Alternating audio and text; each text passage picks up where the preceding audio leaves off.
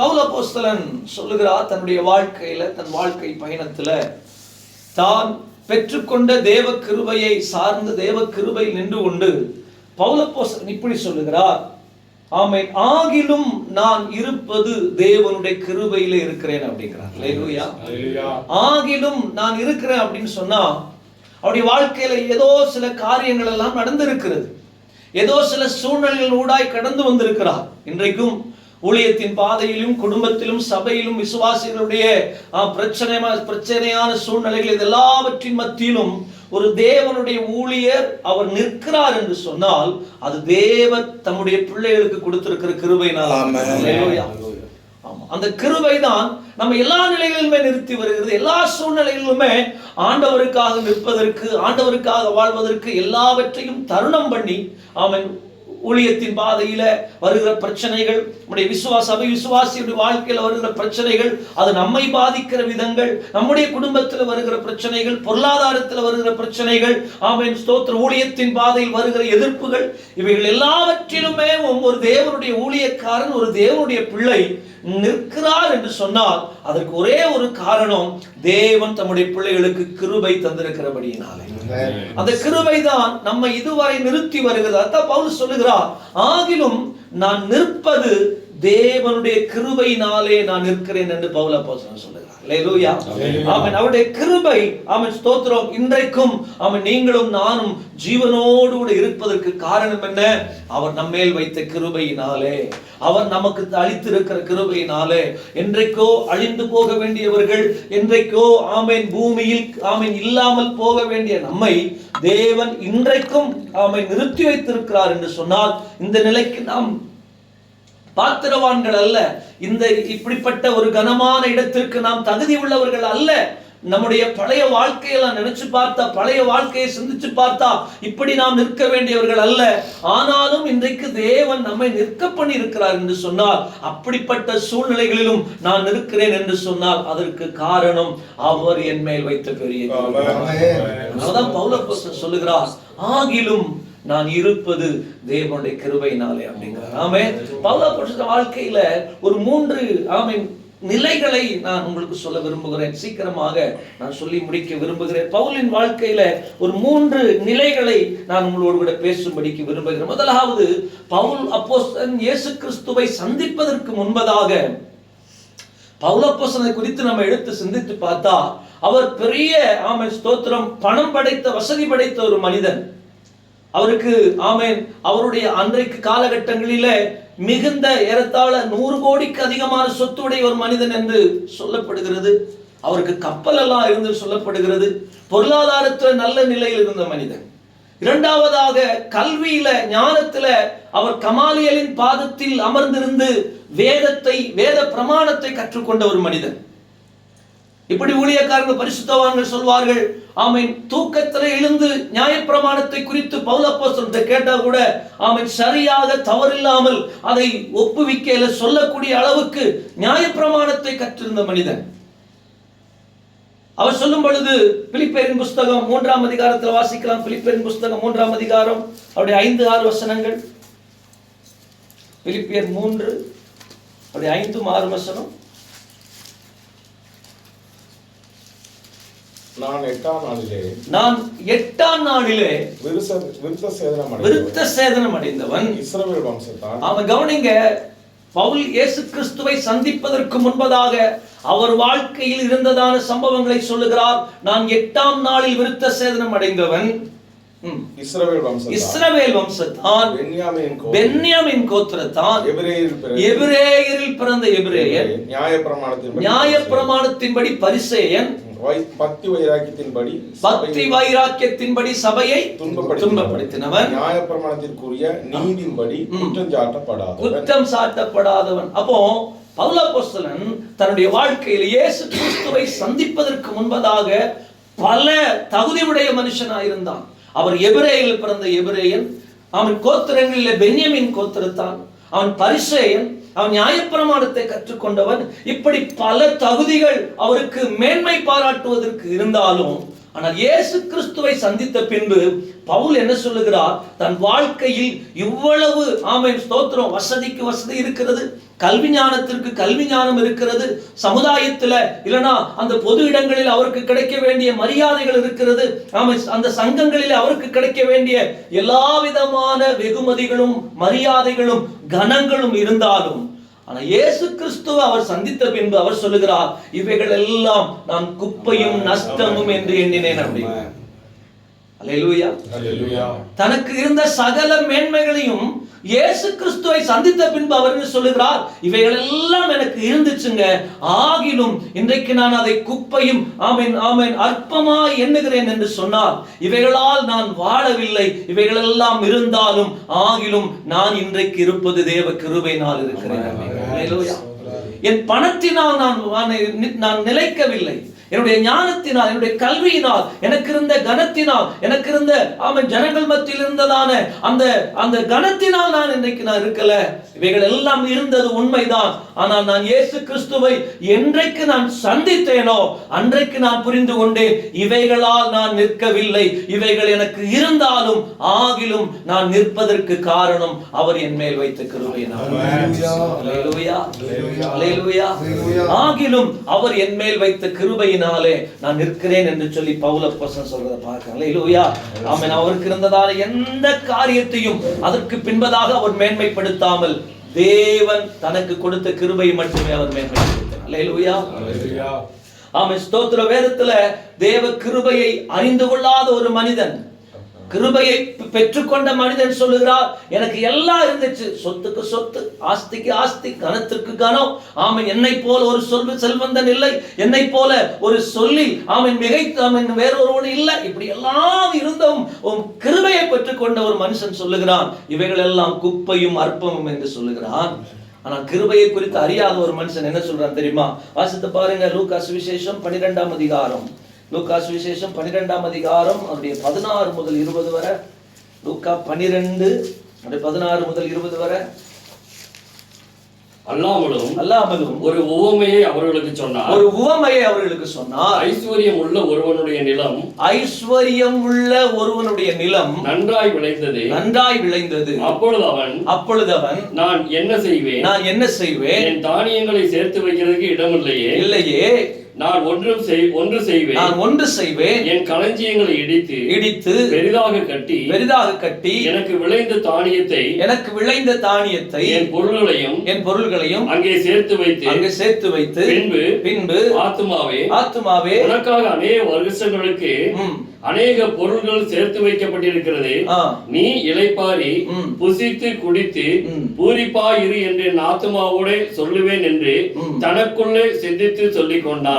கவனிங்க, ஒரு செல்வந்தனாய் இருந்த ஒரு மனிதனுடைய நிலம் ஆமென் அது அதிகமாய் விளைந்த பொழுது அவன் சொல்லுகிறான், அவன் தனக்குரியதை, தனக்கு விளைந்ததான ஆஸ்திகளை, தன்னுடைய சொத்தை அவன் சேர்த்து வைப்பதற்கு இடமில்லாமல் அவன் ஸ்தோத்திரம் புதிதாய் களஞ்சியத்தை கட்டி அதில் நான் சேர்த்து வைப்பேன் என்று சொல்லி கிருபையை குறித்து அறியாத ஒரு மனுஷன் தனக்கு இருக்கிறதை அவன் மேன்மையாக எண்ணிக்கொண்டிருந்த பொழுது பவுல் அப்போஸ்தலன் சொல்லுகிறார், தனக்கு இருந்தவைகளை கிருபையை பெற்றுக்கொண்ட பின்பு அவர் சொல்லுகிறார், இவைகள் எல்லாம் குப்பையும் நஷ்டம் என்று சொல்லுகிறார். அல்லேலூயா.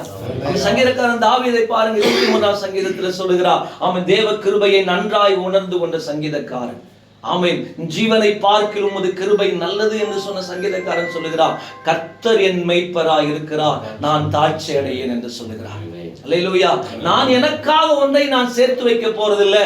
காரணம், தேவன் என் மேல் வைத்திருக்கிற கிருபை பெரிதா இருக்கிறபடியினால நான் களஞ்சியத்தை நான் கட்டி அதுல சேர்த்து வைக்க போறதில்லை. கர்த்தர் என் மேய்ப்பராய் இருக்கிறார், அவர் என்னை ஆமென் தாழ்வில்லாமல் தாழ்ச்சி இல்லாமல் நடத்த அவர் வல்லமை உள்ளவர். அல்லேலூயா. அவர் என்னை புல்லுள்ள இடங்களில் கொண்டு போய் என் ஆத்துமாவை அவர் தேற்றுவார். கிருபையை பெற்றுக்கொள்ளாத மனுஷன் சொல்லுகிறான், ஆத்துமாவை பார்த்து சொல்லுகிறான், உனக்காக நான் இவைகள் இவைகள் எல்லாம் சேர்த்து வைத்திருக்கிறேன் என்று சொல்லி. அல்லேலூயா.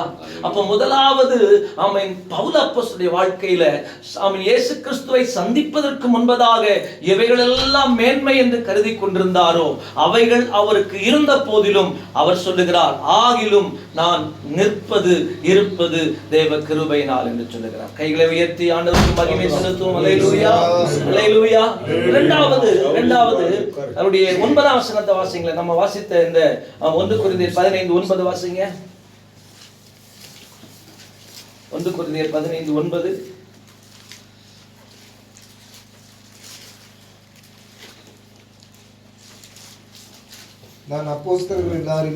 நான் அப்போஸ்தலர் எல்லாரிலும் சிறியவனாய் இருக்கிறேன். தேவனுடைய சபையை துன்பப்படுத்துகிறதுனாலே நான் அப்போஸ்தலன் என்றும் பெயர் பெறுவதற்கு பாத்திரன் அல்ல. நீங்க நான் அப்போஸ்தலர் எல்லாரிலும் சிறியவனா இருக்கிறேன். தேவனுடைய சபையை நான் துன்பப்படுத்தி இருக்கிறேன். அடுத்து சொல்லுகிறார், அப்போஸ்தலன் என்று பெயர் பெறுவதற்கு கூட நான் பாத்திரன் அல்ல. எல்லாரிலும் சிறியவன், நான் எல்லாரிலும் சிறியவனா இருக்கிறேன். ஆமா, ஸ்தோத்திரம். எல்லாரிலும் சிறியவன் என்று கருதப்படுகிறேன். அப்போஸ்தலன் என்கிற பெயர் பெறுவதற்கு கூட எனக்கு தகுதி இல்லை. ஆகிலும் நான் இருக்கிறேன் என்று சொன்னால் அவருடைய கிருபையினால். அல்லேலூயா. ஆமா, இன்னைக்கு நமக்கு மற்றவர்களைப் போல ஞானம் இல்லாமல் இருக்கலாம், மற்றவர்களைப் போல சாதுரியமான பேச்சு திறமைகள் நமக்கு இல்லாமல் இருக்கலாம், மற்றவர்களுக்கு தேவன் கொடுத்த கிருபை நமக்கு இல்லாமல் இருக்கலாம், மற்றவர்களைப் போல கல்வி ஞானம் இல்லாதவர்களாக இருக்கலாம்.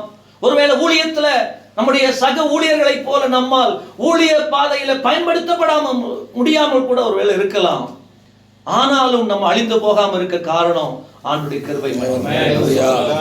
அவங்கள போல நான் இல்லைனாலும் இன்றைக்கு நான் நிற்க காரணம் என்னன்னா அவர் என் மேல் வைத்த கிருபை. ஆமென். அவர்களைப் போல நான் ஒரு மேன்மையான இடத்துல நான் வராவிட்டாலும் ஆனால் நான் நிற்கிறேன். அதற்கு காரணம் என்ன அப்படின்னா அவர் என் மேல் வைத்த கிருபையினால் மட்டும்தான். அதைத்தான் அப்போஸ்தலன் பவுல் சொல்லுகிறார், எல்லாரிலும் நான் சிறியவனா இருக்கிறேன். மற்ற அப்போஸ்தலர்கள் எல்லாரையும் பார்க்கலாம் நான் சிறியவனாக தான் இருக்கிறேன். அப்போஸ்தலன் என்று சொல்லக்கூடிய ஆமென் அந்த பெயர் பெறுவதற்கு கூட எனக்கு தகுதி இல்லாதவனா இருக்கிறேன். அப்படி நான் இருந்தாலும் இன்றைக்கும் நான் இருக்கிறேன் என்று சொன்னால் அது தேவன் என் மேல் வைத்த கிருபையினால். அல்லேலூயா. ஆமென். மூன்றாவது அப்போஸ்தலன் பவுல் சொல்லுகிற காரியத்தை பாருங்க. மூன்றாவது ஒரு காரியத்தை சொல்லுகிறார் பாருங்க. அவருடைய ஊழியத்தின் பாதையில ஆமென் 2 கொரிந்தியர் புத்தகம் 11ஆம் அதிகாரம் 2 கொரிந்தியர் புத்தகம் 11ஆம் அதிகாரம் அப்படி 23 முதல் 27 வரை வாசிங்களேன்.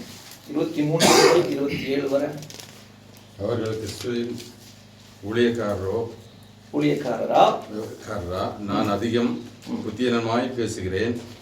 நான் அதிகமாய் பிரயாசப்பட்டவன், அதிகமாய் அடிபட்டவன், அதிகமாய் காவலில் வைக்கப்பட்டவன், அநேகந்தரம் மரண அவஸ்தையில் அகப்பட்டவன், யூதர்களால் ஒன்று குறைய 40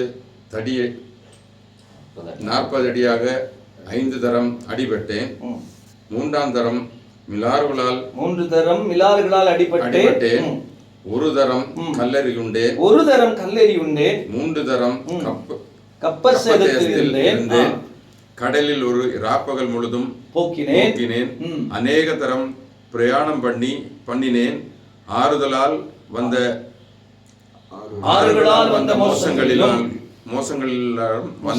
மோசங்களிலும் என் சுய ஜனங்களால் வந்த மோசங்களிலும் அதிக ஜனங்களால் வந்த மோசங்களிலும் பட்டணங்களில் உண்டான மோசங்களிலும் வனாந்தரத்தில் உண்டான மோசங்களிலும் சமுத்திரத்தில் உண்டான மோசங்களிலும் கள்ள சகோதரத்தில் உண்டான மோசங்களிலும் பிரயாசத்திலும் வருத்தத்திலும் அநேகம் முறை கண்விழிப்புகளிலும் பசியிலும் தாகத்திலும் அநேக முறை உபவாசங்களிலும் குளிரிலும் நிர்வாணத்திலும் இருந்தேன். கவனிங்க.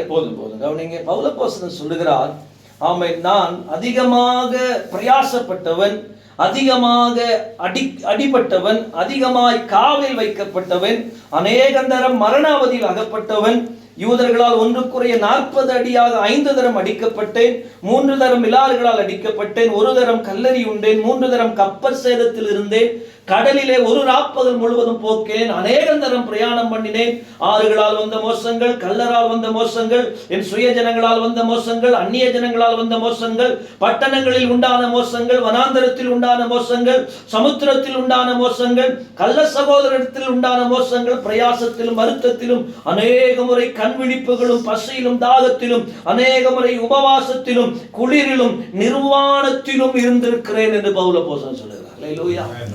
அடிக்கிட்டே போற தன் வாழ்க்கையில ஊழியத்தின் பாதையில வந்த பாடுகள், தன் வாழ்க்கையில் ஊழியத்தின் பாதையில் ஆமென் அவர் அனுபவித்த வேதனைகள், ஆமென் மரண அவதிகள், ஆமென் ஸ்தோத்திரம். ஒன்றுக்குறைய 5 முறை யூதர்களால் அவர் அடிக்கப்பட்டிருக்கிறார், கல்லெறிந்திருக்கிறார், பசியில் இருந்திருக்கிறார், ஆமென் ஒரு ராப்பகல் முழுவதும் ஆமென் கடலில் இருந்திருக்கிறார். இப்படி அநேக தரம் பிரயாணங்கள், ஆமென் அவரை கல்லெறிந்து கொன்று மரித்து விட்டார் என்று சொல்லி பட்டணத்துக்கு வெளியே ஆமென் தூக்கி எறிந்த சம்பவங்கள். இப்படி எல்லா நிலைகளிலும் வேதனைகளும் துக்கங்களும் பாரங்களும் சகலமும் வந்த போதும் பவுலப்போஸ்தலன் சொல்லுகிறார், இவைகள் எல்லாம் என்னுடைய ஊழியத்தின் பாதையில் எனக்கு வந்தது உண்மைதான், ஆகிலும் நான் நிற்பது தேவ கிருபை. அல்லேலூயா. இவைகள் எல்லாம் வந்தது உண்மைதான், நான் இவ்வளவு பாதையினூடாய் கடந்து போனது உண்மைதான், என் வாழ்க்கையில் இவ்வளவு வேதனைகளை நான் அனுபவித்தது உண்மைதான். ஒருவேளை அப்படிப்பட்ட மனநிலைமையோடு நம்ம இன்றைக்கு நிற்போமானால் ஒன்றை புரிந்து கொள்ளுங்கள், நீங்களும் நானும் நிற்பதற்கு ஒரே ஒரு காரணம், அவர் நம்ம மேல் வைத்த கிருபை. அல்லேலூயா. அவர் நம்ம மேல வைத்த கிருபை மட்டும். அந்த கிருபை தான் இன்றைக்கு நம்மை நிற்க பண்ணி இருக்கிறது. அந்த கிருபை தான் நம்ம இன்றைக்கும் ஊழியத்தில் நிலைத்து இருக்கிறது. என்னையெல்லாம் பொறுத்தளவுல ஆண்டவர் தந்த கிருபையினால தான் இன்றைக்கும் ஏறத்தாழ 1 வருஷம் ஆகுது நானுடைய ஊழிய பகுதியை விட்டு விட்டு வந்தும் இன்றைக்கும் நான் இருக்கிறேன் என்று சொன்னால் நான் நம்புகிறேன் தேவன் என் மேல் வைத்த கிருபை. அல்லேலூயா. இடறி போக எத்தனையோ வாய்ப்புகள், ஊழியத்தை விட்டு போக எத்தனையோ வாய்ப்புகள், ஊழியத்தை விட்டு அவன் மறுபடியும் ஏதாவது வேலைக்கு போன ஏன்னா தேவைகள், பொருளாதார தேவைகள், எத்தனையோ பிரச்சனைகள், பிள்ளைகளுடைய படிப்பின் தேவை எல்லாம் இருக்கத்தான் செய்கிறது. ஆனாலும் தேவன் அழைத்த அழைப்பில் உறுதியாக நிற்க வேண்டும் என்கிற அந்த எண்ணத்தோடு கூட இன்றைக்கும் நிற்பதற்கு காரணம் அவர் என் மேல வச்ச கிருபை. அப்படி நம்ம ஒவ்வொருவருக்கும் சொல்ல முடியும், பல சூழ்நிலைகளை சொல்ல முடியும். அதான் பவுல் சொல்லுகிறார், இவ்வளவு மரணாவதிகள் வந்த போதிலும் நான் இன்றைக்கும் ஆகிலும் நான் இருக்கிறேன் என்று சொன்னால் அவர் என் மேல் வைத்த கிருபையினால் மட்டும். எத்தனை பேருக்கு சொல்ல முடியும் நம்ம வாழ்க்கையில ஆகிலும் இன்றைக்கும் நான் ஊழியத்துல விசுவாசத்துல ஆமென் விசுவாசத்தை எனக்குள்ள ஆமென் ஸ்தோத்திரம் விதைக்க பண்ணினவர், எனக்குள்ள துளிர்க்க பண்ணினவர் அவர் என்னோடு கூட இருந்து தம்முடைய கிருபை எனக்கு தந்திருக்கிறபடினால இன்றைக்கும் நான் ஜீவனோடு கூட இருக்கிறேன். அல்லேலூயா. நம்ம வாசித்த கொரிந்தியர் புஸ்தகம் 15ஆம் அதிகாரம் அதனுடைய அந்த 10ஆம் வசனத்துல 15ஆம் அதிகாரம் 10ஆம் வசனத்துல அடுத்த ஒரு வார்த்தையை பவுலப்போஸ்தலன் பயன்படுத்துகிறார் பாருங்க. ஆகிலும் நான் இருக்கிறது தேவ கிருபையினால் இருக்கிறேன், அவர் எனக்கு அருளிய கிருபை விருதாவா இருக்கவில்லை அப்படிங்கிறார். அல்லேலூயா. ஆமென். தேவன் நம்ம ஒவ்வொருவருக்கு கிருபை அளித்திருக்கிறார், நம்ம கிருபையில நின்று கொண்டிருக்கிறோம். அவர் சொல்லுகிறார், அவர் எனக்கு அளித்த கிருபை ஒன்றுமே விருதாவாய் போகவில்லை. எதற்காக ஆமென் என்னை ஆண்டவர் தெரிந்து கொண்டாரோ, ஆமென் ஸ்தோத்திரம், என்னுடைய தகுதியை வச்சு பார்த்தா நான் அவருடைய தெரிந்தெடுப்பதற்கு நான் பாத்திரவான் அல்ல, நான் அவருடைய சபையை துன்பப்படுத்தினவன். ஆண்டவரே சொல்லுகிறார், ஆமென் நீ முள்ளில் உதைப்பது உனக்கு கடினமா அப்படின்னு சொல்லி பவுல் அப்போஸ்தலனை பார்த்து சொல்லுகிறார். அப்படின்னா நீ என்னத்தான் என்ன செய்கிற? உன்னை தொடுகிறவன் என் கண்ணின் மணியை தொடுகிறான் ஆண்டவர் சொல்லி இருக்கிறார். அவர் சபையை துன்பப்படுத்துகிறார், தேவ பிள்ளைகளை துன்பப்படுத்துகிறார்.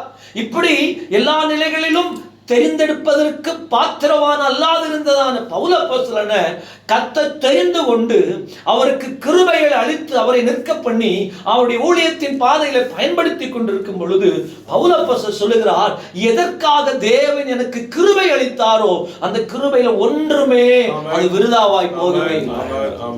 எதற்காக தேவன் என்னை தம்முடைய கிருபையை கொடுத்து தெரிந்து கொண்டாரோ, எனக்கு அவன் இன்றைக்கு அவன் கிருபையின் வரங்கள் இருக்கலாம், கிருபையின் ஊழியங்கள் இருக்கலாம், அவன் கிருபையினால் தேவன் நம்மை அவன் ஸ்தோத்திரம் பயன்படுத்துகிற பல விதங்கள் இருக்கலாம், பல ஆமென் ஸ்தோத்திரம் வல்லமையா தேவன் நம்மை பயன்படுத்தலாம். ஒன்றை புரிந்து கொள்ள வேண்டும், தேவன் எனக்கு கொடுத்திருக்கிற கிருபை ஒன்றும் விருதாவாய் போவதில்லை. எதற்காக தேவன் நம்ம ஒவ்வொருவருக்கும் கர்த்தர் ஒவ்வொரு கிருபையை கொடுத்திருக்கிறார். தேவன் தம்முடைய பிள்ளைகளுக்கு கிருபையை அளிக்காமல் இருப்பது இல்லை. ஒவ்வொருவருக்கும் ஒவ்வொரு விதத்துல கிருபையை கொடுத்திருக்கிறார். ஒருவருக்கு நல்லா பாடலாம், ஒருவருக்கு நல்லா பிரசங்கம் பண்ணலாம், ஒருவருக்கு அவன் கிருபை வரங்கள் இருக்கலாம், ஒருவர் பிசாசை துரத்தலாம், ஒருவர் ஜெபம் பண்ணா அவன் அற்புதங்கள் நடக்கலாம். பல நிலைகளில தேவன் தம்முடைய பிள்ளைகளுக்கு கிருபைகள் அளித்து இருக்கிறார். அந்த கிருபைகள் ஒன்றும் விருதாவாய் போய்விடாதபடிக்கு இன்னைக்கு நீங்களும் நானும் எச்சரிக்கை உள்ளவர்களாய். தேவன் என்னை உண்மை உள்ளவன் என்று சொல்லி தம்முடைய கிருபை எனக்கு தந்து தம்முடைய ஊழியத்தில் இன்றைக்கும் கர்த்தர் என்னை பயன்படுத்தி வருகிறார். ஆனால் அவர் எனக்கு கொடுத்த கிருபை ஒன்றும் நான் விருதாவாய் போக்கி விடுவதில்லை. எனக்கு அவருடைய நாமத்தின் மகிமைக்காக எனக்கு கொடுத்த கிருபைய என்னுடைய பேரின் பெருமைக்காக நான் பயன்படுத்த மாட்டேன். என் பேரின் மகிமைக்காக பெருமைக்காக அவர் எனக்கு கொடுத்த கிருபையை நான் பயன்படுத்தி விடுவேன் என்று சொன்னால் என்னை போன்ற ஒரு பார்வை உலகத்தில். அல்லேலூயா. எனக்கு தேவன் கொடுத்த கிருபை எல்லாம் அவர் நாமத்தின் மகிமைக்காக, ஆமென், அவர் நாமம் உயர்த்தப்படுவதற்காக, அநேகருக்கு சுவிசேஷத்தை சொல்ல, அநேகருக்கு ஆண்டவரை குறித்து சொல்ல, ஆமென், அநேகரை கர்த்தரண்டைக்கு நடத்த, அநேகருக்கு ஆமென் ஸ்தோத்திர தேவ அன்பை பகிர்ந்து கொடுக்க, அதுக்கு தான் தேவன் எனக்கு கிருபை கொடுத்திருக்கிறார். அதான் பவுல் சொல்லுகிறார். பவுலின் ஊழியத்தை குறித்து நமக்கு நன்றாகவே தெரியும்.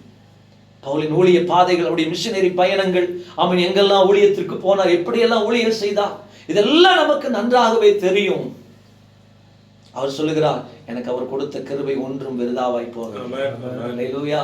இன்றைக்கு இந்த நல்ல மாலை நேரத்துல அவர் நமக்கு கொடுத்த கிருபை ஒன்றும் விருதாவாய் போய்விடக் கூடாது. ஆமென். ஏன்னா நம்மள பெரிய ஒரு பாத்திரமாய் தேவன் பார்த்து தான் நம்மை தெரிந்தெடுத்து சில கிருபைகளை நமக்கு கொடுத்திருக்கிறார். சில வரங்களை கர்த்தர் நமக்கு கொடுத்திருக்கிறார். சில தாளந்துகளை கர்த்தர் நமக்கு கொடுத்திருக்கிறார். அதை நாம் அற்பமாய் எண்ணி அதை நம்முடைய பேரின் பெருமைக்காக பயன்படுத்துவோமானால் அது தேவ பார்வையில் மிகப்பெரிய தவறாய் மாறிவிடும். அந்த கிருபை, எனக்கு தேவன் கொடுத்த கிருபையை நான் ஒரு நாளும் வீணடிக்க மாட்டேன். அவன் கிருபையை நான் அற்பமா எண்ண மாட்டேன். என்னால ஒண்ணு முடியாது, என்னால சாதிக்க முடியாது, என்னால நிற்க முடியாது, அப்படி எனக்கு என்மேல் தேவன் வைத்திருக்கிற கிருபையை நான் அற்பமா எண்ண மாட்டேன். அதை மிகவும் கனமுள்ளதா எண்ணி நான் அவருக்காக பயன்படுவேன். எனக்கு தேவன் கொடுத்த கிருபையை நான் பயன்படுத்துவேன். எனக்கு தேவன் கொடுத்த கிருபையை அவர் நாமத்துக்காக பயன்படுத்துவேன்.